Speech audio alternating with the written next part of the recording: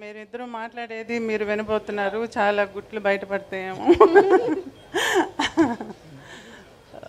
ముందు చాలా ఇన్ఫార్మల్గా చెప్తున్నాను. నేను రాగానే అన్నాను ముందు ఈసారి వాళ్ళు ప్రజెంట్ చేసింది. సో నేను ఇంటికి వెళ్ళినప్పుడు ఇంటి ఆడపడుచు అని చెప్పి నాకు ఈ సారీ ఇస్తే నేను ఈ సారీయే కట్టుకుంటాను. పుస్తకం ఆవిష్కరణకి నేను ఈ సారీయే కట్టుకుంటానని చెప్పాను. So here I am. And ఇంకొక విషయం ఏంటంటే చిన్నప్పుడు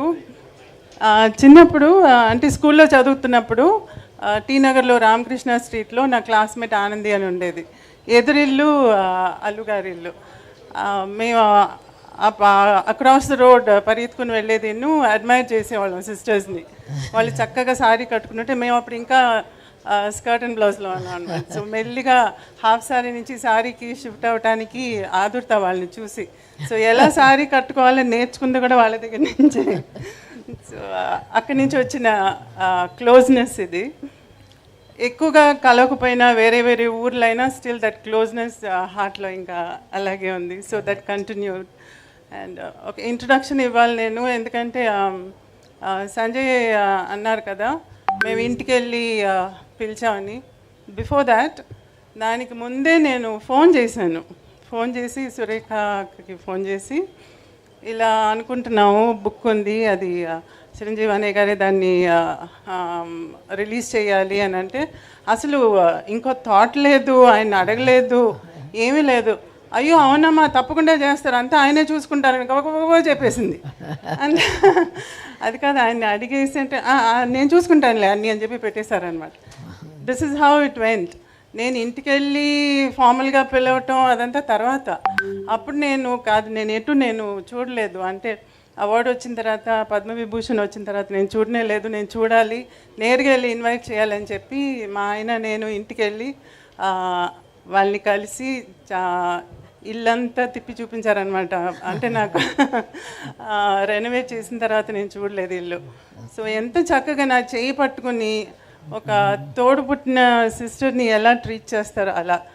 నేను చిరంజీవి గారిని అన్నయ్య అని పిలుస్తాను, ఎందుకంటే ఈరోజు ఈ ఫంక్షన్ అంతా నేనేమన్నానంటే ఇంట్లో సింపుల్గా ఈ బుక్ని రిలీజ్ చేసేసి మీడియా వస్తే చాలు, ఇంకేం వద్దు నాకు, మీ చేతులతో బుక్ ఇవ్వాలంతే, ఇంకేం వద్దు నాకు అని చెప్పా. ఇమీడియట్గా ఆయన ఇలా ఆలోచించి ఎవరైనా పిలవాలి, ఎంత పెద్ద ఫంక్షన్ చేయాలని ఆలోచిస్తున్నాను. నేను అలా కాదు, చిన్నదిగా చేద్దాం అంటే అలాగే చేద్దాంలే అని చెప్పేసి ఈరోజు ఇట్స్ కమ్ టు దిస్. అమ్మకు ఒక పెద్ద కొడుకుంటే ఏం చేస్తారో అది చేస్తున్నారు ఇవాళ. నేను ఎప్పుడు అంటుంటాను తమ్ముడిని, నువ్వు ముందు పుట్టి ఉండకూడదా అని చెప్పి. బికాజ్ మేమిద్దరం కొంచెం ఇన్నసెంట్గా ఉండిపోయాం. We did know how to handle things. అన్నీ చాలా యంగ్ ఏజ్లో జరిగిపోయినాయి. బట్ ఈరోజు ఒక పెద్ద కొడుకుగా ఉండి అమ్మకి ఇలా చేస్తున్నారంటే I don't know what to సే.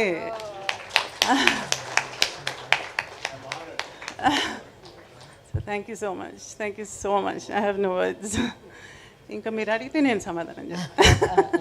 నాకు తెలిసిన విషయం ఏంటంటే సురేఖ గారు మెగాస్టార్ చిరంజీవి గారి మీద పెత్తనం జలాయిస్తారని తెలిసిపోయిందో ఇంట్లో. అది ఆయనకి సావిత్రమ్మ గారి మీద ఉన్న ప్రేమ నాకు తెలుసు కాబట్టి వెంటనే ఎలాగన్నా ఒప్పుకుంటారని చెప్పేసాను. నాకు అన్ని విషయాలు కాదు,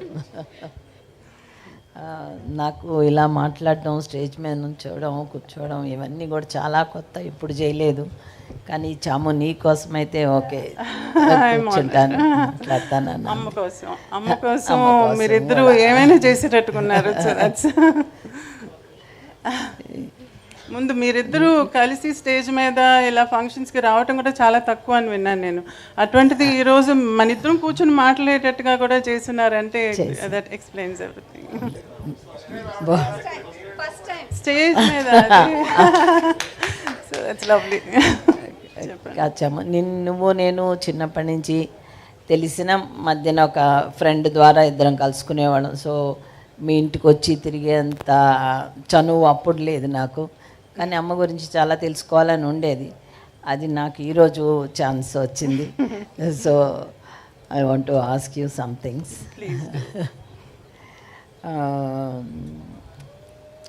అమ్మతోటి చిన్నప్పుడు మీరు అమ్మ చాలా బిజీగా ఉండేవాళ్ళు. కాకపోయినా అమ్మమ్మ గురించి చాలా బయోపిక్స్ వచ్చినాయి, అమ్మ గురించి చాలా బుక్స్ వచ్చినాయి. కానీ మళ్ళీ మీకు ఈ బుక్ రాయాలని ఇప్పుడు రిలీజ్ చేయాలని ఎందుకు అనిపించింది? అమ్మ గురించి ఒక పెద్ద మూవీ కూడా రిలీజ్ అయ్యి పాపులర్ అయింది, మహానటి అని. ఈరోజు చిన్నపిల్లల దగ్గర నుంచి అమ్మ గురించి అంత అఫెక్షనేట్గా మాట్లాడుతున్నారంటే ఇట్స్ బికాస్ ఆఫ్ మహానటి. మహానటిలో అమ్మ చిన్నతనం, తను చేసిన సేవలు, తన ఒక కంప్లీషన్ లాగా తీస్తున్నారు, from the beginning to the end లాగా తీశారు. కానీ యాక్చువల్గా మీరందరూ మహానటి అని చెప్పి ఆ పేరు పెట్టింది ఎందుకని? బికాజ్ ఆఫ్ హర్ యాక్టింగ్ ప్రొవెస్ కదా. అందుకని నాకు అనిపించింది అమ్మ ఫిల్మోగ్రఫీ లాగా ఒక బుక్ ఉండాలి, వేర్ తను చేసిన ఇంపార్టెంట్ ఫిల్మ్స్ అన్నీ ఒక రికార్డ్ లాగా ఉండాలి ఒక బుక్లో. అదైతే పర్మనెంట్గా ఉంటుంది. దాన్ని చదివితే ఒక్కొక్క ఫిలింలోనూ ఆ క్యారెక్టర్కి ఉండే ఇంపార్టెన్స్ ఏంటి, ఎందుకని మహానటి అయింది అనేది ఎక్స్ప్లెయిన్ చేసేటట్టుగా ఉండాలి. అండ్ ఊరికే చదవటం అందరు చదవరు, ఈరోజు మనకి విజువల్స్ కావాలి. అందుకని మంచి ఫోటో ఉంటే దాని పక్కన ఒక రైటప్ ఉంటే చదవటానికి ఇంట్రెస్టింగ్గా ఉంటుంది.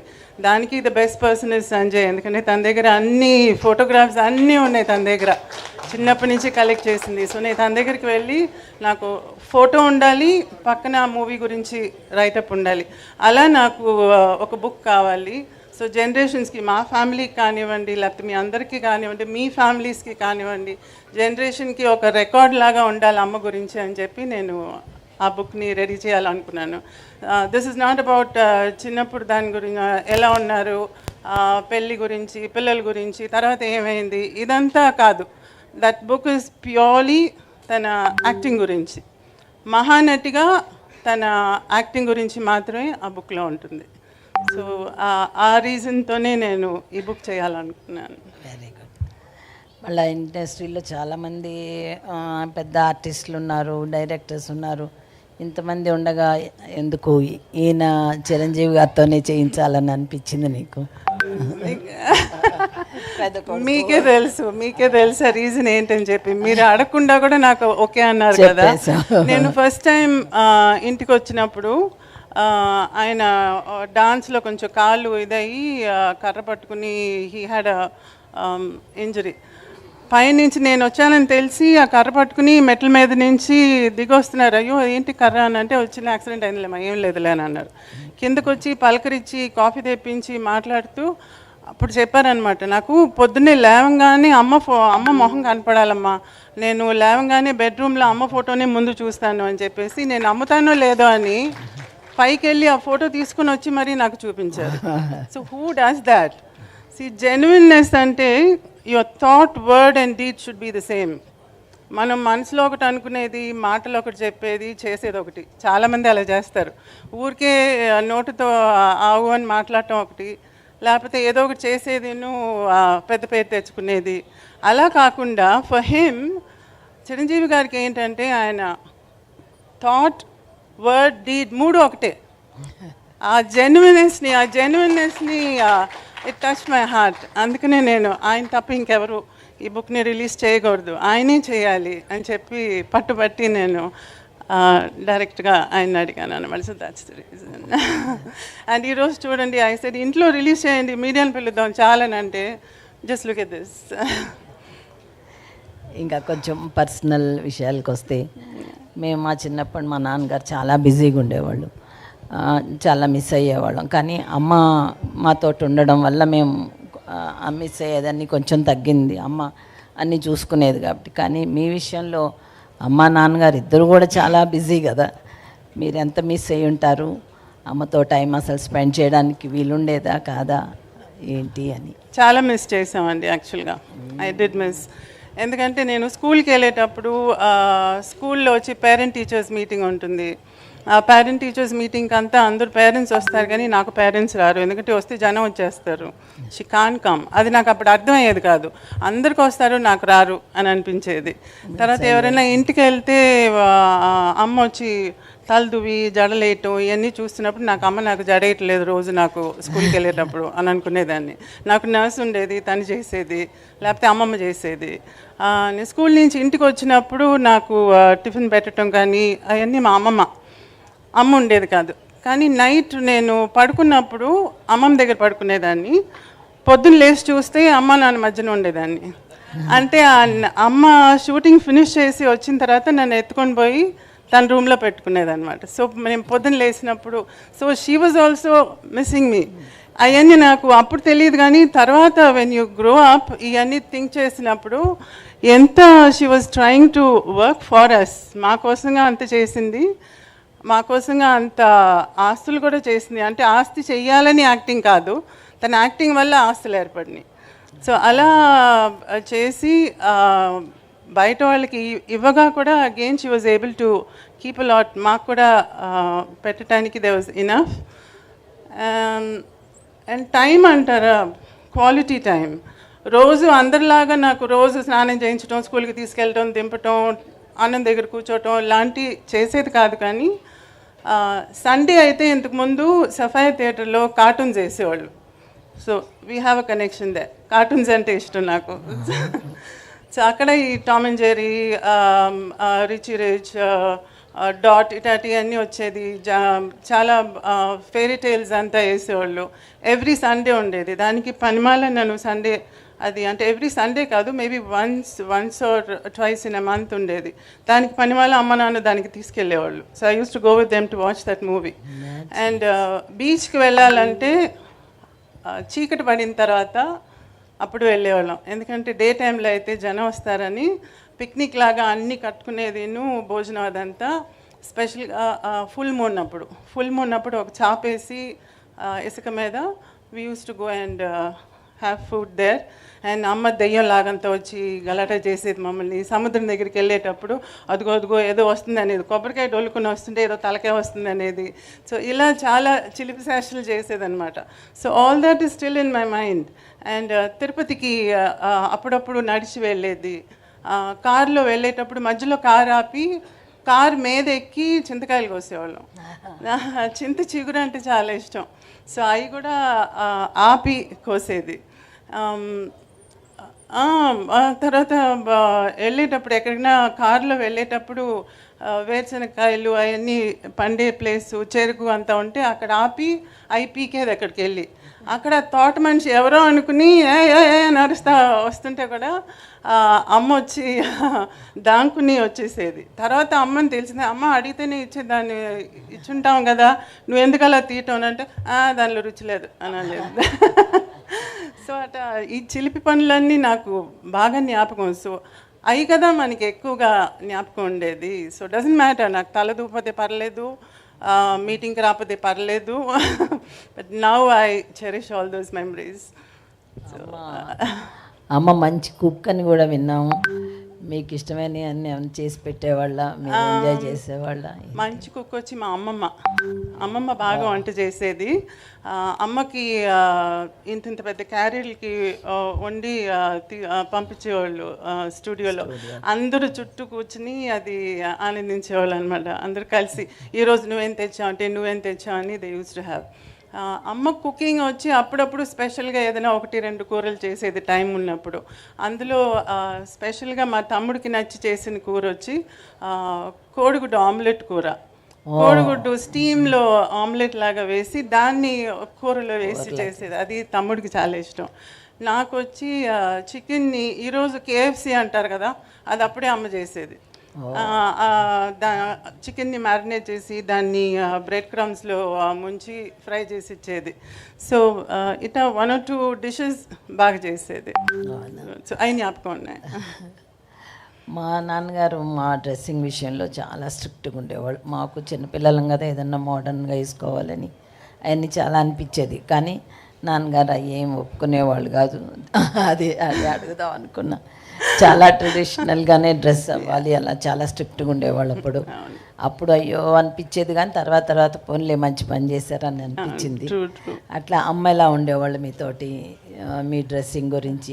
చాలా స్ట్రిక్ట్ అండి అమ్మ.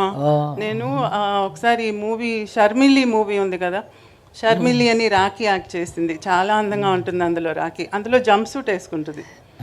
ఆ జంప్ సూట్ చూసి నేను అమ్మ నాకు జంప్ సూట్ కావాలని చెప్పాను. అంటే చేయించలా. ఏంటంటే జంప్ సూట్ అంటే మొత్తంగా టైట్గా ఉంటుంది కదా, మధ్యలో ఓపెన్గా చెప్తున్నాను, మధ్యలో డివిజన్ కనపడకూడదు మా ఆడోళ్ళకి అని చెప్పేది. సో ప్యాంట్ షర్ట్ వేసుకుంటే కూడా the shirt should be below, cuts కనపడకూడదు. సో మోకాల దాకా ఉండాలన్నమాట. తను చక్కగా పావడ, పరికిణి, హాఫ్ శారీ అవన్నీ చాలా ఇష్టం అమ్మకి ట్రెడిషనల్గా. సో అవి ఎక్కువగా నాకు అలవాటు చేసింది. సారీస్ అలవాటు చేసింది. సారీ డిజైన్ చేసేది అమ్మ. సారీస్ కూడా చాలా ఉండేవి కదా, ఆ సారీస్ని కూడా మళ్ళీ తిరిగి నాకు హాఫ్ శారీకి, స్కర్ట్స్కి అంతా కుట్టించేది. సో ఆ ట్రెడిషనల్లీ తనకి బాగా ఇష్టం. ప్యాంట్ షర్ట్ అంతా పెద్దగా లేదు, కానీ నేను కొంచెం మా నాన్న దగ్గరికి వెళ్ళి కొంచెం అలా అడిగి అన్నట్టు కొనుక్కునేదాన్ని ఆశకి. వచ్చిన అప్రూవల్ లేదు. అంతే అన్నమాట. మళ్ళీ ఎవరైనా పిల్లలు కుక్క పిల్లల్ని, పిల్లి పిల్లల్ని ఎవరన్నా అడుగుతారు, నువ్వేమో పాములంటే ఇష్టం అని చెప్పేదన్నమాట. దానికి అమ్మ నీకు పాములంటే ఎంత ఇష్టమో తెలుసుకొని రోజు పాములోని ఇంటికి పిలిపించి ఆ పాము పిలిపించి నీకు చూపించేవాళ్ళట. నిజమేనా? అవును. అది ఏమైందంటే నీ మీద ఎంత ప్రేమ, నీకు ఏది కావాలంటే చెయ్యాలని అమ్మకి. నాకు ఇంతకుముందు ఇళ్ళకి వచ్చేవాళ్ళు, మీ అందరికీ కొంతమందికి తెలిసి ఉంటుంది, ఇళ్ళకి మ్యాజిక్ షో చేసుకుంటూ వచ్చేవాళ్ళు. పావుని మెడ మీద తగిలించుకుని బుట్ట అంతా తీసుకుని వచ్చి ఇంట్లో మ్యాజిక్ చేసేవాళ్ళు. దాన్ని ఏమంటారు, కీరిపుళ్ళనే ఉంటారు, సారీ మై తెలుగు, మంగూస్ను పాము తీసుకుని వచ్చి దాన్ని ఫైట్ చేయటం అంతా చూపించేవారు. ఒక చిన్న పిల్లని తీసుకుని వచ్చేవాడు, ఆ పిల్లని బుట్టలో పిలేసి కాసేపటికి బుట్ట తీస్తే ఆ పిల్ల ఉండేది కాదు. ఈ మ్యాజిక్ అంతా మా ముందు చేసేవాళ్ళు అనమాట ఇంటికి వచ్చి. అప్పుడు అమ్మ వాళ్ళకి ఏదైనా డబ్బులు ఇచ్చేది. అందులో నాకు అట్రాక్ట్ అయ్యేది ఏంటంటే పాము. ఆ పాము అలా పోయేది, దాన్ని తీసి మేడ మీద వేసుకునేది, అటు పెట్టేది, మాయం చేసేది, అంతా చేస్తుంటే నేను తాకొచ్చా పావుని అని అడిగా. తాకొచ్చు, అది పర్వాలేదు అన్నారు. అది దాంతో ఆడుకుంటూ దాన్ని మేడ మీద వేసుకుంటూ అవన్నీ ఆడుకుంటూ ఉంటాం చూసి రేపు కూడా వస్తావా అని అడిగా. అలా ఊరికూరికే వాళ్ళని పిలుస్తుంటే అమ్ముండి సరే నువ్వు వారానికి ఒకసారి వీకెండ్లో వచ్చి కాసేపు మ్యాజిక్ చేసి పాపకి ఆడిచ్చేసి వెళ్ళు అని చెప్పి అన్నారనమాట. సో అలా పాముతో ఆగలేదు. మేము కొడైకెనాల్కి వెళ్ళినప్పుడు అక్కడ పుదుకోట రాజా అని ఉన్నారు. ఆయన వేటకి వెళ్ళి పులినంత వేటాడి వచ్చాడు. వేటాడి వచ్చినప్పుడు ఒక పులి పిల్లలు ఒక 4-5 ఉన్ని ఇంటికి తీసుకెళ్ళి పులి పిల్లలు చూస్తావా అని చెప్పి అమ్మని నన్ను తీసుకెళ్ళి చూపిస్తే అందులో 2 పిల్లల్ని తీసుకుని మేము చెన్నైకి వచ్చేసాం. ఇంట్లో పెంచుకుంటాం అని చెప్పి. ఒక 2 వీక్స్ ఉండింది మా దగ్గర. మేము బాగా ఆడుకున్నాం పులి పిల్లలతో. దాని తర్వాత నాన్న షూటింగ్ నుంచి తిరిగి వచ్చి తిరిగి పంపించేశారు. అవి అలాగే ఉంటాయి అనుకుంటున్నారా, పెద్దవి అవుతాయని. కాదు, మేము పెంచి దాన్ని పెట్ చేసి డాగిలాగా చేసేస్తామంటే నథింగ్ డూయింగ్ అని పంపించేసి నేను భోజనం చేయకుండా ఒక వారం ఉండి. సో అలా తర్వాత యానిమల్స్ అంటే చాలా ఇష్టం అమ్మకి. కుందేళ్ళు ఉండేది ఇంట్లో, నెమలు ఉండేది, అండ్ దెన్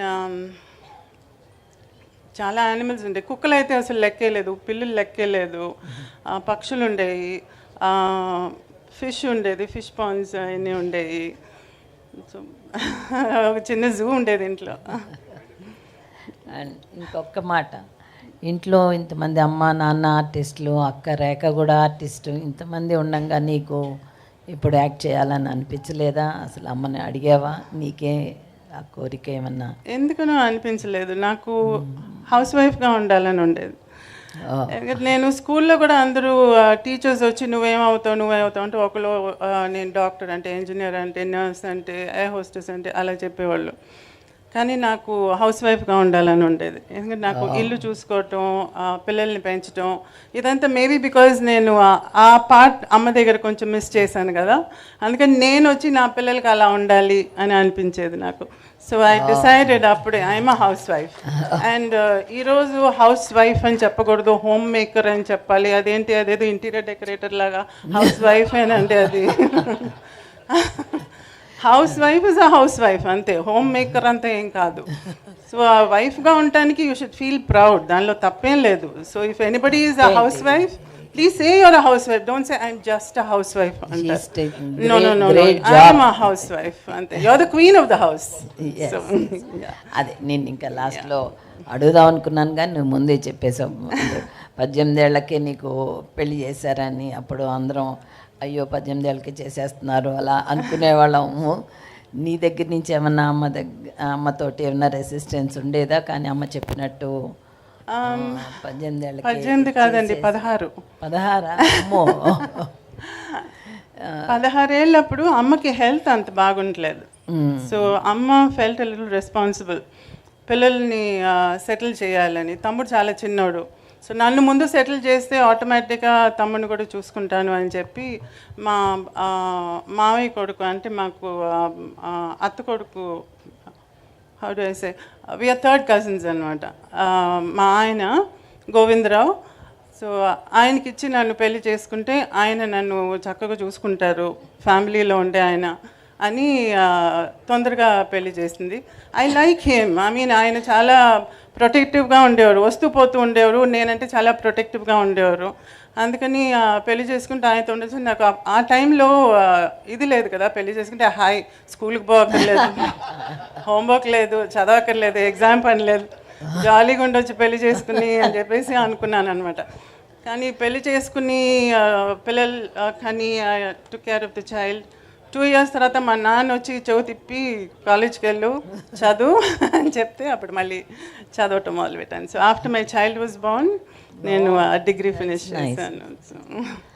అమ్మ చనిపోయేటప్పటికి 45-46 years అనుకుంటా. అంత ఎర్లీ ఏజ్లోనే అమ్మని మిస్ అవ్వడం నీకు మెంటల్గా ఎట్లా అనిపించింది? నాన్నగారితో నీ రిలేషన్షిప్ ఎట్లా ఉండేది ఆ తర్వాత? చాలా హారబుల్ అండి, ఎందుకంటే అమ్మ కోమాలో పోయినప్పుడు I was doing my BA final year exam. Last ఎగ్జామ్కి ముందు ఒక 3 days గ్యాప్ ఉన్నప్పుడు నాకు ఇలా కోమాలో పోయినట్టుగా తెలిసిందనమాట. సో ఆ టైంలో నేను వెళ్ళి అమ్మని చూసి తిరిగి వచ్చి, దాని తర్వాత 19 months going to the hospital and coming, అది వెళ్తూ వస్తూ అమ్మని చూడటం, అది that I don't even want to think about it. అది అసలు తుడిపేద్దాం. సో దాని తర్వాత కానీ తమ్ముడిని చూసుకోవటం, అది నాన్న టుక్ అప్ ద రెస్పాన్సిబిలిటీ. నాన్న తమ్ముడిని చూసుకుని తన్ని ఇంజనీర్ చేసి పైకి తీసుకొచ్చారు. So that way I was happy. నేను ఇంటికి వెళ్తూ వస్తూ ఉండేదాన్ని, తమ్ముడు వస్తూ ఉండేవాడు. ఈరోజు తమ్ముడు బాగా సెటిల్ అయ్యి యుఎస్లో శానోజేలో ఉన్నాడు, నేను హ్యాపీగా సెటిల్ అయి ఉన్నాను. అండ్ అదర్ థింగ్, చాలామంది ఏమనుకుంటారంటే ఆవిడ అన్నీ పోగొట్టేసింది, ఏమీ లేదు, పిల్లల్ని ఏం లేకుండా చేసింది అని అంటుంది.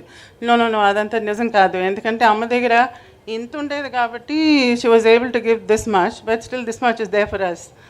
సో తను సంపాదించిన దానిలో పోగొట్టింది, ఏమార్చి తీసుకున్న వాళ్ళు అంత పోగా కూడా still there is enough to keep both of us happy. So ఇది అమ్మకి కళల మీద ఉన్న ప్రేమ వల్ల మేమందరం ఈరోజు చాలా బాగున్నాం. ఈరోజు మీ ముందు ఇలా నేను కూర్చున్నానంటే అది because of her. So I'm always thankful to her. మీ పిల్లలకి ఎవరికి కూడా ఆర్టిస్ట్ అవ్వాలని కోరిక లేదు? ఆయన అడిగారండి ఒకసారి, మా బాబుని చూసి రెండోవాడిని, మీకు ఏమైనా ఐడియా ఉందా సినిమాలకి అని చెప్పి మా రెండోవాడిని చూసి అడిగారు, అభినయ్ని. దాసరి గారి దగ్గర ఒక మూవీ చేశాడు యంగ్ ఇండియా అని చెప్పి. ఆ టైంలో అది చేసేటప్పుడు మిగతా ఫిలిమ్స్ అయ్యి ఒప్పుకోకూడదని చెప్పి చేయలేదు. దాని తర్వాత కణితం ఏదే రామానుజం అని చెప్పి మ్యాథమెటిషియన్ రామానుజం మెయిన్ క్యారెక్టర్ చేసి అందులో అవార్డు వచ్చింది.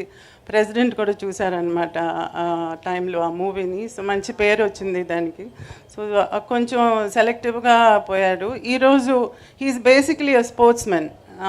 సో టొరంటోలో పక్కన ఒక అకాడమీలో, ఒక స్పోర్ట్స్ అకాడమీలో ఈరోజు టేబుల్ టెన్నిస్ సెక్షన్ని చూసుకుంటున్నాడు అనమాట తను. But still he likes acting, emotional acting అంటే ఇష్టం తనకి. ఏదైనా స్పోర్ట్స్కి సంబంధించిన క్యారెక్టర్ వస్తే బాగున్నామా అని అంటూ ఉంటారు. So let's see if he's lucky he might get something. మా పెద్దోడు వచ్చి he's behind the screen. Short films చేసే కోర్స్ని యూనివర్సిటీ ఆఫ్ కాలిఫోర్నియాలో చేస్తున్నారు. అండ్ ఈరోజు బెంగళూరులో, చెన్నైలో, ఊటీలో అంతా he takes workshops for those who take short films. So workshops చేస్తుంటారు షార్ట్ ఫిలిం చేసే వాళ్ళకి. So and he that's both of them are sort of in the same field. ఒక్కటి final last question. Mahanati movie చూశారు కదా, నీకు అందులో అన్నీ కరెక్ట్గా ఉన్నాయి అని అనిపించిందా? ఇంకేమన్నా చూపించి ఉండాల్సిందని అనిపించిందా? ఎట్లా అనిపించింది? మహానటి మూవీలో చాలా కాంట్రవర్సీస్ వచ్చినాయి బయట నుంచి. బట్ నాకేంటంటే దానిలో నాకు అప్సెట్టింగ్గా నాకేం కనిపించలేదు. The whole thing was true. ఎందుకంటే నన్ను ప్రతిదీ నన్ను అడిగే చేశారు. అందులో కొంచెం ఎక్స్ట్రాగా చూపించింది వచ్చి సినిమాటిక్గా, డ్రమాటిక్గా చూపించాల్సి వచ్చిన దానివల్ల చూపించడమే కానీ అదర్వైజ్ దానిలో చూపించిన ఫ్యాక్ట్స్ అన్నీ true. And I was very touch to hear one of the ఇంటర్వ్యూస్లో మీరు వచ్చి మహానటి టైంలో అడిగినప్పుడు మీరు అడిగిన మొదటి ప్రశ్న వచ్చి చాముండేశ్వరి గారిని అడిగారా అని అడిగారు. See, that is what I meant. Why should he bother about what I feel కదా? సో ఆ కనెక్షనే నాకు ఈ రోజుకి కూడా still I feel that affection is still there. So I'm happy about Mahanati అండి. Thank you Chamu. Thank you. It was so nice talking to you in the open. And నా కోసంగా ఫస్ట్ టైం స్టేజ్ మీదకి వచ్చి మాట్లాడింది చాలా థ్యాంక్స్ అక్క. చాలా thanks. Thank you.